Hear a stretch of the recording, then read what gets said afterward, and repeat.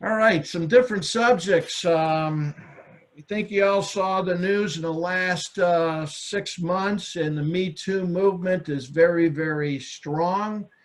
We're seeing a lot of harassment cases drastically increase.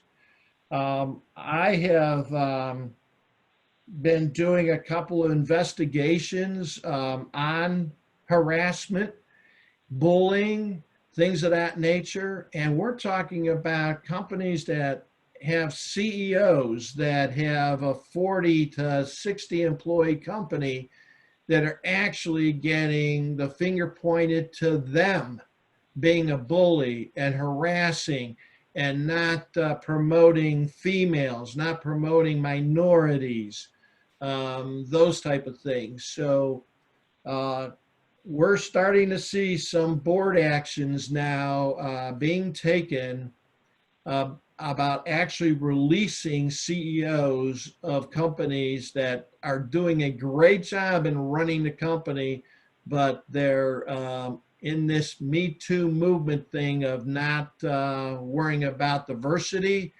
and bullying people, harassing the wrong sex, things of that nature. It is super increasing in a lot of cases right now. Also, huge movement on especially the larger companies hiring diversity officers. And that officer usually is not even reporting into the chief human resource officer. They're reporting directly to the CEO of the company. So that's another huge movement we're seeing. And I think that trend's going to last for a pretty long time. Also, a lot of the larger companies are putting diversity committees together, kind of like years gone by when they put a events committee together on what would your people like to do? Would they like a picnic? Would they like a company party? All of that stuff. Well, now we're putting diversity committees together to talk about what everyone could do to diversify the workforce. Interesting trends, as we all know. So, on these mandatory laws that are increasing literally by the month, what are they? States are putting sick leave policies in place, requiring companies at pretty small sizes. We're talking usually 10 to 15 employees and above companies, requiring the company to provide paid sick leave. And that's anywhere between 3 and 5 days. It seems like they're adopting mainly the state of California policies of 1 hour per 30 hours that they work, they get sick pay leave. And what's really interesting in the sick pay leave is most companies don't understand it's for every employee. It's just not for a designated classification like all full-time employees. So if somebody comes in there and works only 10, 15 hours a month, within a couple of months, they got a couple of hours of sick leave accrued that you have to give them. So that trend is growing, and not only are states implementing sick leave laws, there are other local areas and counties and cities that are changing sick leave and increasing the numbers versus their state number of days off and paid sick leave hours. So you got to be careful on watching out for every one of these little darn laws coming up. Many states, especially in the Northeast, has implemented Family Leave Act laws. So now the small companies have to give family leave, not only companies with 50 or more employees. and their paid leaves too. Now that paid leave is quite interesting because it is a tax. So companies are getting, and employees have to pay more taxes.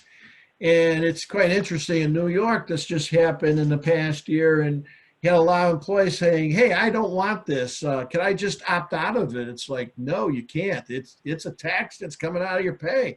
And it's like, well, I was for it until I found out that I got hit with I have to pay for it.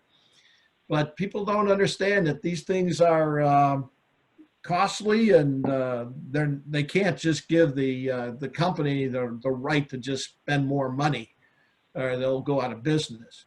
Some disability programs have gone in place for companies, and also, again, it's a tax base. And then we're starting to see companies put some, not companies, but states putting maternity laws in place. So again, especially the discrimination on maternity cases and those type of things, we're seeing that, and we're seeing the employees really take advantage of those laws too.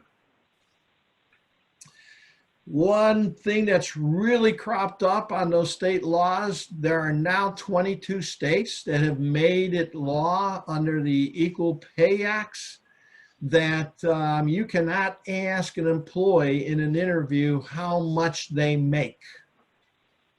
And it's quite interesting because what's happening, and of course, some big companies just got hit with some fines on this act. Oracle just paid multi-million dollars on a class action suit because they were asking in an interview what females made, and they were taking that amount and then they were paying them that amount instead of what the actual job was worth. And they proved that the males were making more than the females. And of course, following this law and this act, they got hit with some substantial fines.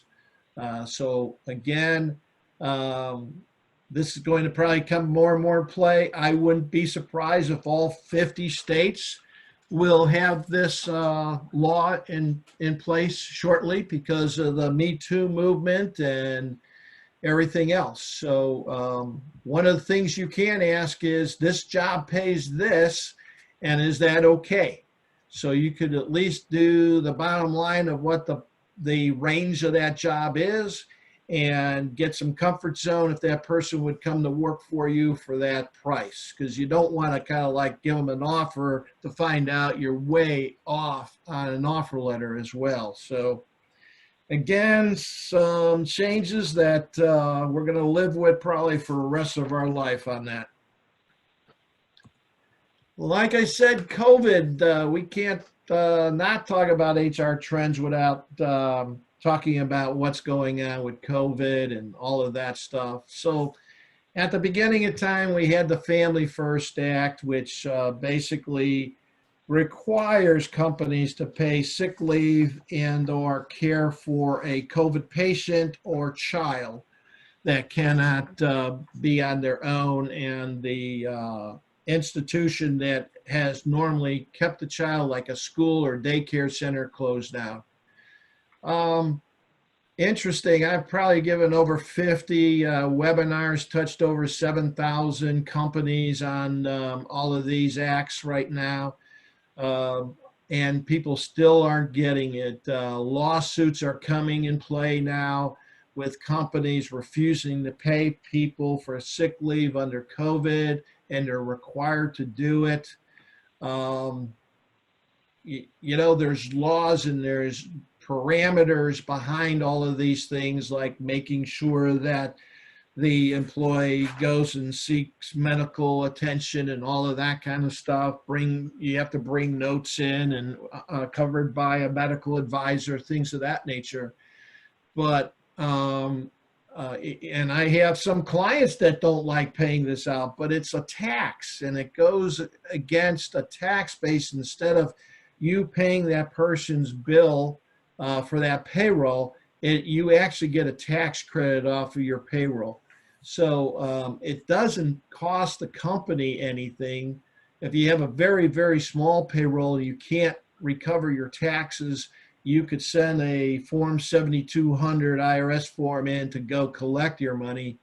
But I haven't seen one company yet, and I got some small companies on payrolls that has not been able to collect all of their tax credits on each one of their payrolls.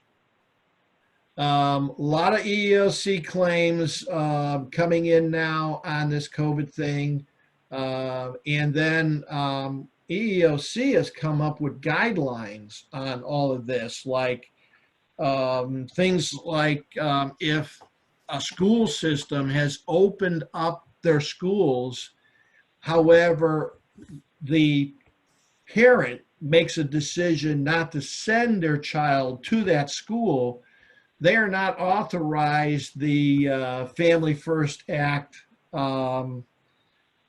family child care piece of that payment.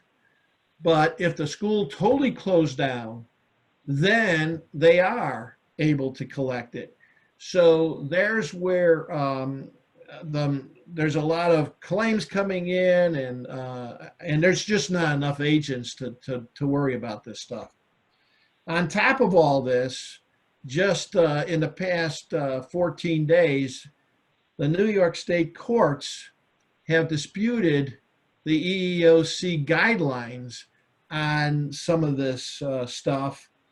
One of them is the medical professional and what a medical professional is defined as.